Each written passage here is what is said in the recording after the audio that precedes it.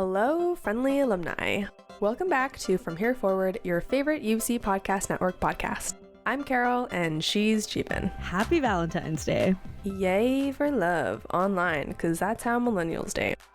Even though we all hate it here. So I'm guessing your online dating app experience hasn't been the best then? I mean, it's weird, I think, if it has been going well for people. I've deleted them all. It's not even in like I'm going to download it again in a few days kind of way. Like, I literally am off it. I'm done. I'm gone. Like, in a truly millennial pause kind of way. No, I'm with you. I reached my wit's end with apps at the end of the year, and I thought, okay, you know what? New year, new me. So I've been off them for the past month. And honestly, sometimes you just need a break. I love that. 2024, you said clean slate, new girly. I love that for you. So even though I have a hate-intrigue relationship with dating apps, I am a sucker to at least trying the latest one. And I know I just said that I'm off them, but like, am I really off them? No. It was only natural to be excited when I heard there was a newer, younger, hotter version of Hinge, Tinder, and Bumble that I simply had to know about it. Yeah, I mean, I'm here for innovation. I'm here for new ways to date. Given our track record, we need something new on the block. So it's exciting to hear. We've got a new youth on the block, as you said, but it's fully Gen Z, and they are called Early. Like early, but with an I instead of an E. And it stands for I really like you. I mean, us Gen Zers know how to keep it cheeky. Honestly, I'm a fan. Like, at first, I saw that and I was like, but I don't know. But then I was like, I know and I really like you. And she is Carly Rae Jepsen. And I just feel like it'd be really great if we could play a little snippet of that song right now, but copyright issues. So speaking of Canadian talent. Speaking of, one of the co-founders, Connor Rose, is a UBC Gen Z student, currently on hiatus to work full-time on this entrepreneurial feat. Fun fact, Connor and his co-founder workshopped early at UBC's incubator, Entrepreneurship at UBC. And for my listeners who grew up on YouTube, guess who is backing this Gen Z startup? Drumroll please. Cameron Dallas. That's a blast from the past I wasn't expecting. It's a collab I didn't know it needed, UBC x Cameron Dallas, but I am absolutely here for it. And that's a great way to segue into our chat with Connor. Cue the love. My name's Connor. I am the co-founder of a company called Early. It's a game-based, personality-based dating app that's basically 50 times better than anything that's out there right now. I co-founded it with a few other people, but I'm the only UBC student, so I guess that's really all that matters. My other co-founder is like this influencer, celebrity guy named Cameron Dallas, who's also super, super cool. And yeah, we're currently like in a beta phase right now testing, and you can go download it and check it out right now. I'm sure Carol and I have plenty of online dating horror stories like everyone else. Do you have any online dating horror stories that, prompted you to make change in the online dating world? Yeah, I've definitely had my fair share of bad online dates. I feel like we all have. So initially, we built Early out of frustration. Laura, my co-founder, and I started it together. We both absolutely hated dating apps. We had been on really terrible dates. We've experienced pretty much everything, like catfishing, where people look completely different or even act completely different, like they act one way on text, or you know what I mean?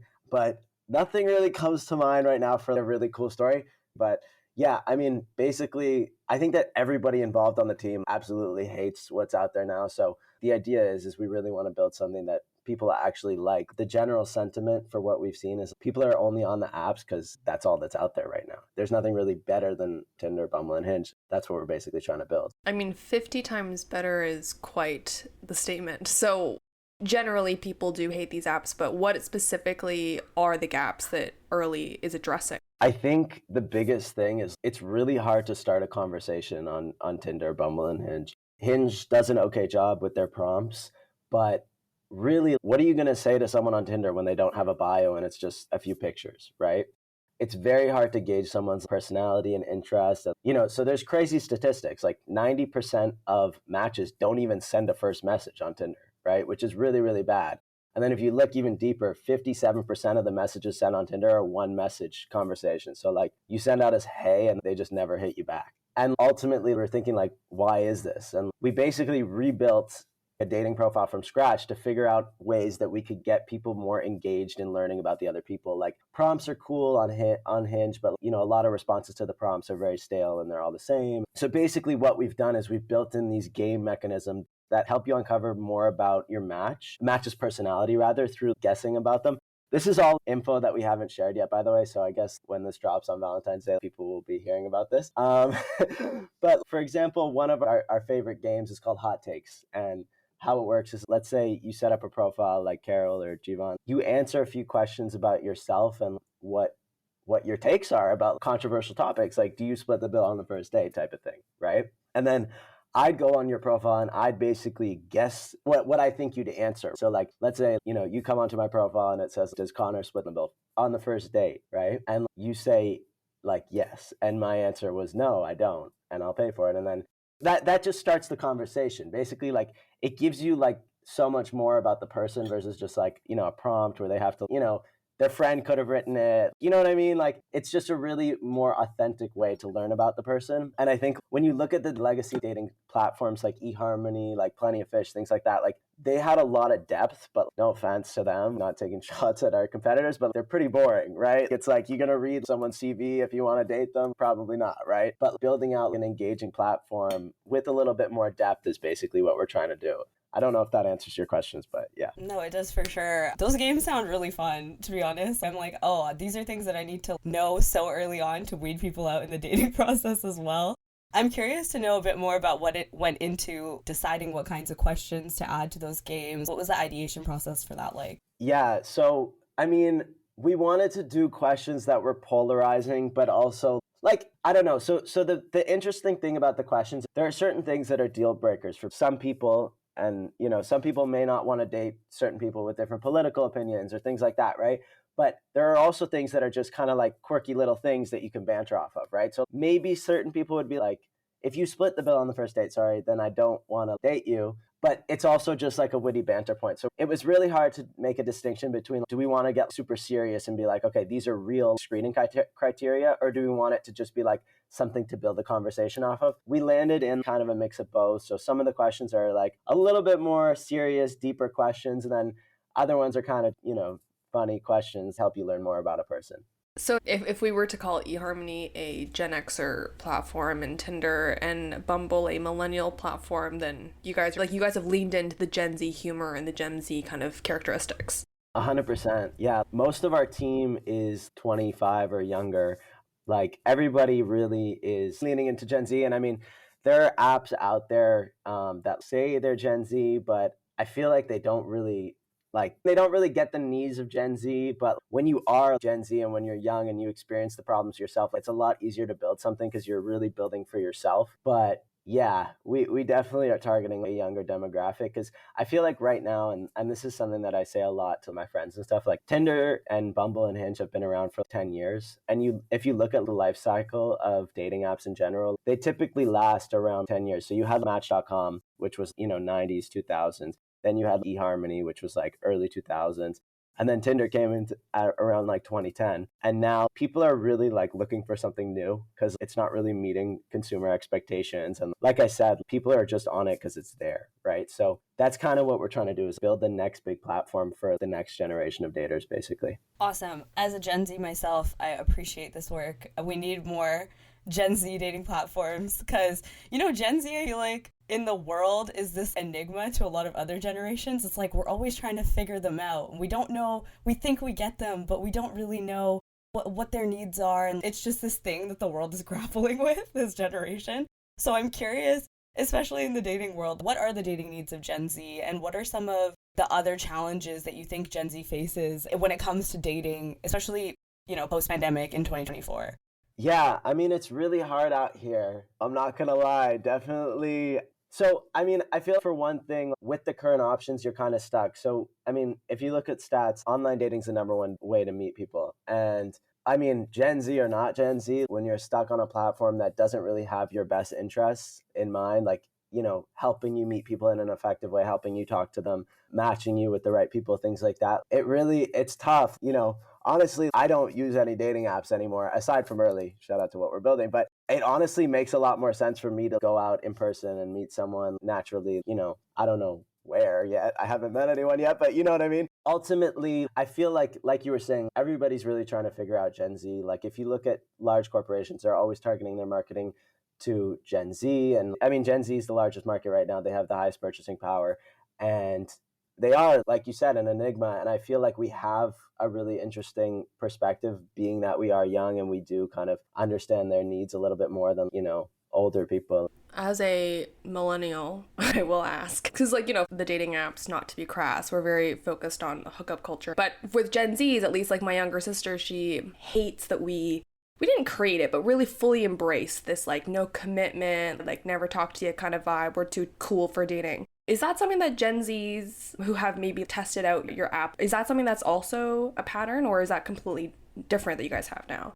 Yeah, 100%. I feel like Tinder, it's kind of taken us back a little bit, in my opinion. What we're trying to do is make it a little bit more personal. I feel like when you're on Tinder, you're literally swiping through people like, a magazine, like a grocery. I don't know, but it's just crazy. But yeah, I feel like with today's day and age, it's hard to completely ignore that. But yeah, I don't necessarily think it's an app only thing. Imagine before dating apps or even before online dating, you didn't have access to the same number of people that you do on these apps. So there's just so many more options now, but I don't know necessarily if that's a good or bad thing. I think that the way that we're trying to build is when you're on someone's profile on Early, you're talking to an actual person. It's not just some, random profile. It's allowing people to realize that this is not just you shouldn't just swipe through people, actually be intentional about what you're saying and learn more about the person. When you're just endlessly swiping left and right, hundreds of times a day, it just doesn't feel real anymore. You know what I mean? It doesn't feel like you're actually looking through real people. It's almost like a game.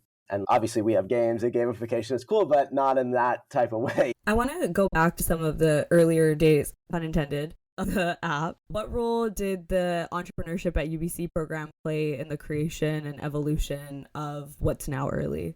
Yeah, I mean, so we did the E at UBC program. That was the first thing that we ever did. And when we joined the program, we were super early, pun intended. We didn't really even have a solidified idea, right? So I pitched it to Fraser, who at the time was leading the core incubator. Shout out to Fraser if you're listening to this. He's a legend, has been helping us even to this day. We meet with him on a weekly basis. So we didn't really have a clear direction. We wanted to do a video dating product, and we thought that was gonna fix all of our problems and fix all the problems with online dating. It turns out it didn't. But anyways, I mean, we went through the incubator, super, super helpful. We also met some amazing other people and other teams. They're all UBC alumni. I can't speak highly enough. We've been through other incubators as well, and they don't hold a candle to what UBC has provided. Obviously, right now I'm remote, but they give you there's just amazing resources that they provide, and I think it's a really fantastic program. Can you kind of speak a bit more on what it is that differentiates UBC's program? What are the resources? What do they do actually to help people? So, I mean, when we went through it, I think it might have been slightly different to what's going on now. I'm not really sure. But at the time, they did something really unique, which I've never seen before. And they basically connected you directly one-on-one with a mentor after the first phase or so.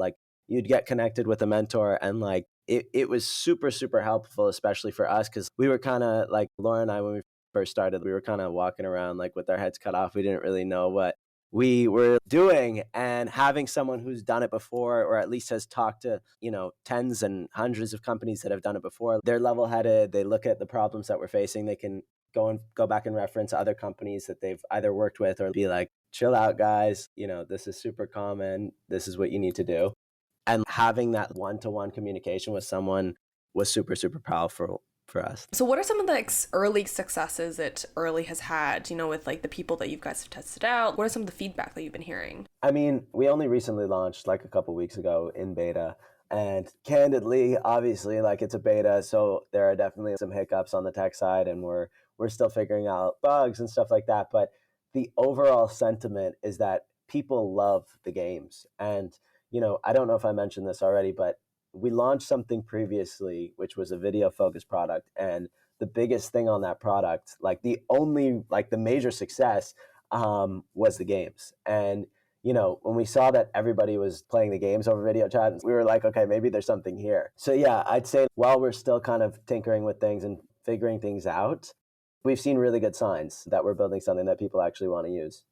And I'm curious, as someone who's kind of breaking into the space, trying to do something new with what's out there, there's a lot of other people in, Gen Z who are pursuing entrepreneurship, trying to innovate. What factors do you think have driven so many in this generation to pursue those entrepreneurial paths? Why do you think there's still that hunger out there? I spoke about this a little bit when I spoke with the alumni magazine, but I feel like there's a lot of interesting people out there who are building really, really cool things.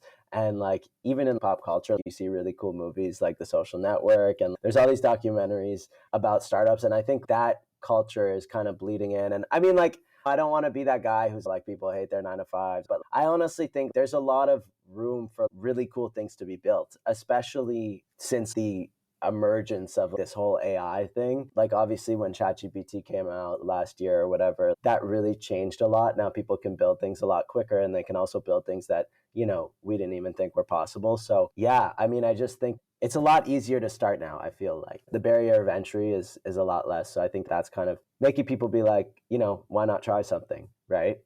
I was gonna say, we do hate our 9 to 5s, but that's why you guys are changing the world. I had a question. When you sign up for this app, are millennials allowed? Because, you always get prompted like the your birthday and stuff. And because this is marketed as a Gen Z product, I was like, will I be thwarted out the way that Facebook used to thwart you out unless you were 14? My thoughts, questions. So that's an interesting one. We're definitely not kicking people out if they're like over 30. Just find you someone who's your age. You know what I mean? We're targeting it towards Gen Z because there's a huge need there, right? I mean, you can look this up. You can see that people are not happy with Tinder in that age. And Tinder's trying, don't get me wrong, but I feel like, it's just not cool anymore, right? When it first came out, they were targeting colleges and everybody was excited about it, but they're like the old man on the block right now. And, we're like the young, fresh new kid, right? So I feel like definitely, although we're targeting Gen Z, everybody's welcome. We've got a huge wait list of people and they're all different ages. Obviously, definitely skews younger, like 18 to 26, but we've got people who are like 40 who are logging on the app. We're going to wait until we get some more 40-year-olds to let them on. But yeah, definitely, we don't judge. We're not ageist. Any age is welcome. So Carol can sign up. When the time is right, we can get Carol on there. Hop on, Carol. Let's go. Anyway, next question. What are some of the key qualities or the green flags that Gen Zs are looking in romantic partners? Like, what does a successful match look like? Well, that's a good question. I think to me and what I've seen, I think that a big thing is personality. A huge majority of Gen Z is prioritizing personality in relationships. There was even a feature that we're integrating, which is a music-based thing where people guess the other person's favorite song. You'll put 2 songs on your profile, and we turned it into a game. So you can do a few songs, but like you could do like Dua Lipa or like, Eminem or something, and you have to guess what the other person's favorite song is. We found that resonated really well, and people like people with a, similar music taste. That was just another stat. Approximately 70% of Gen Z daters believe that a shared music taste matters in a relationship. So that's one interesting thing. We're constantly looking at, things like that and thinking about how we can turn that into a feature, right? So we saw that Gen Zs care about music taste. We were like, okay, well, how can people discover a music taste in a way that's not stale and in a way that will provoke people to converse, right? Like obviously Tinder and maybe Bumble, I'm not 100% sure if they have this, but there's a Spotify integration on Tinder for sure. And that can help start the conversation. But like when you turn it into a game, it's more engaging because you can be like, oh, you love Drake, like you like Kanye, that's crazy. Drake versus Kanye. The battle continues. Sorry, just had to throw that in there.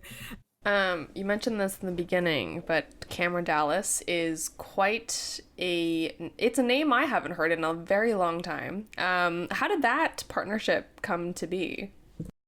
Yeah, definitely a blast from the past for sure. It's really random. He actually reached out to us, which is not probably what you expected. So we posted something on LinkedIn, maybe like, a year ago or so. And it was really funny. So I got a message from Cameron Dallas, and, we all know Cameron Dallas, and my co-founder, Laura, I'm sure she knew him better than me, but obviously I'd heard the name. And he sent me something like, hey man, I was trying to find you on Instagram. That was the first message. And I was like, wait, this guy thinks he knows me. Like he thinks I met him at a party or something. So I was just confused. I'm like, dude, I actually deactivated my Instagram, but what's up, man? How's it going? And we just kind of hit it off. And then we scheduled the time to chat further. And there was just a lot of alignment on what we were building. So just background on him. Obviously, he's done like really impressive, fantastic things in the social media world. And he's one of the first influencers, like, back in the day. But he's also super smart when it comes to business. I can't speak highly enough about the guy. He exited his previous company, which was like a clean version of OnlyFans. It's called Fanfix. They exited for like 8 figures, like super big exit. And he played a huge role in that. So huge props to him. Very, very smart guy. And then, in the initial conversations with him, we saw that, okay, this guy's more than just your run of the mill influencer. And we brought him on and, we were early enough where we thought it made sense to bring him on as co-founder. And, it's been pretty much smooth sailing ever since. Sorry, that's just such a funny coincidence. I love when I hear those kind of stories. It all just works out the way it's meant to work out. I was wondering, looking forward, it's already so much progress, but what are your dreams and goals for Early? Looking 5-10 years in the future, where do you hope to see this app going? Yeah, I mean, I'd love to see us right next to Tinder, Bumble, and Hinge. So there's a stat, people on average have 2.6 dating apps on their phone. We'd love to be part of that 2.6. So when you're deciding which app you want to use, like, should I use Tinder? Should I use Early? We definitely want to be considered with the big dogs, if you know what I mean. And that's hopefully sooner than 10 years away. Like, we're really going to make a push once we're comfortable with where we're at. We're testing features on a weekly basis, playing around with different games and things like that. I'm just laughing because every time there's been any kind of entrepreneurial interview, Carol and I offered to lend ourselves as testers. We'll be like, hey, if you need some really experts, people who can give you great feedback, to call. Yeah, once we're ready, I would love to have you guys test it. One thing that I'd like to say is we're live on the App Store right now. Type in Early on your App Store, IRLY, and go download. And we will slowly but surely allow people on. We want to make sure that we're giving kind of a nice, healthy flow of people on there so everybody has a chance to like match with someone. Vancouver's obviously a place that's very near and dear to me, so we're going to be launching in Vancouver as one of our first flagship cities. This episode's coming out on Valentine's Day. Do the Gen Z youths care about Valentine's Day as a day, or do you not care? I mean, I don't know if I can speak as the ambassador for the entirety of Gen Z. At this point, you are. I think Valentine's Day is important for sure. You have to get your loved ones flowers and chocolates and maybe a gift. And I think it's definitely important. And, I think all holidays are super fun. And I always take a chance to celebrate when I can. So, I mean, first of all, on TikTok, like, you could definitely see a lot of Gen Zs like celebrating in funny, cool ways. So I definitely think it's still up there as one of the important holidays for sure. I'm shook because I have not seen that content, but I love that for you guys. You're on a different side of TikTok, the millennial side of TikTok. I'm on the men are not great side of TikTok, but that's another episode for another day. One last question. Are there any thoughts or plans of having like a BFF or like a friend version of Early? Because I know that that's something that I've noticed a lot of peers utilizing more is like Bumble BFF and using these kind of apps just to make friends because people are lonely. Yeah, 100%. That's something that we're interested in. Bumble recently actually turned BFF into a standalone app, which is really interesting. I think that like generally like friend finder apps are cool, but sometimes they're not that effective in my opinion. Just hot take there. But I think that if we built out the right way that people felt like, this is a good way to make friends, then I think that it's definitely something that we can explore. So, I mean, right now, if you're signing up to Early, you can set your preferences for just friends. But like building something and building features generally just around friend making is something that I think is super, super important. Like we can all use more friends, someone to get coffee with, someone to go bowling. You know what I mean? Why not, right? But yeah, 100% something that we're interested in. I'm excited to try out Early, but the gamification of this app is so intriguing. Like trying to guess each other's music taste. Brilliant. I mean, it is a cool concept. It's like a step up from the Hinge prompts, like Connor said. Which, speaking of, I think we should try the game together, ? Yeah, I mean, ideally, you would try it on the app yourself, but your age group isn't really allowed on. I mean, maybe one day with a discounted version, but I guess We can try to makeshift it. I have no comment other than I'm really offended that you said that. This is ageism. If we are doing this game, even if I'm old, I will preface that I will be terrible and don't take any of my choices personally. Thanks. I'll try not to. Warning, I'm extremely competitive, even though that's not the point of this game. But I'm just putting that out there before we start. So in order to do this, we're going to need some help, which is why we're bringing in our producer, Kylie. Hello, hello. A real pleasure to be here on air. Just to remind you both, the point of this game is not to win or lose. It's to get to know each other. So everyone is a winner. Okay, here we go. Round 1. ASAP or Lil Nas? Oh, I think, Jeevan, you're Lil Nas X. yeah, I think you're ASAP. No, maybe you're Lil Nas X. Good.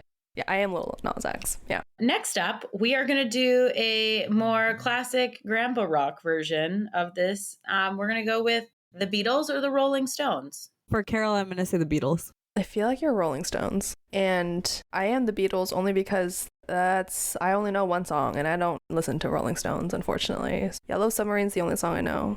Okay, I will say that you definitely know more Beatles songs than that. You just probably don't realize they're by the Beatles because there's a lot of them out there. But yeah, I would say I'm the Rolling Stones. I love both, but we really know each other. We're doing good. I'm proud of us. Kylie's going easy on us. I'd match you guys for sure. Okay, we're going to be topical to the news for this one. So, I think it's easy, but we're going to go Nicki Minaj or Meg. I was a Barb when I was young, but I learned and I grew and I evolved. And now we're Meg till we die. I'm going to say Meg for you as well, Carol. You are indeed correct. And I can't believe you just said that on air. Are you trying to get the Barbs to come after you? Because that's scary. Okay, well, we're doing my last one, which is, maybe this is controversial because I don't know how you pick between Rihanna or Beyonce. Jeevan is totally Beyonce. Yeah, not even a question. I feel like you're also Beyonce. Maybe you're a Rihanna girl? I have to pick one, right? That's the fun of the game. I'm going to go final answer Rihanna. You do be correct. I am a Riri girl through and through. I love Beyonce, but if I had to choose, it's always Riri for me. Wow. You guys are meant to be.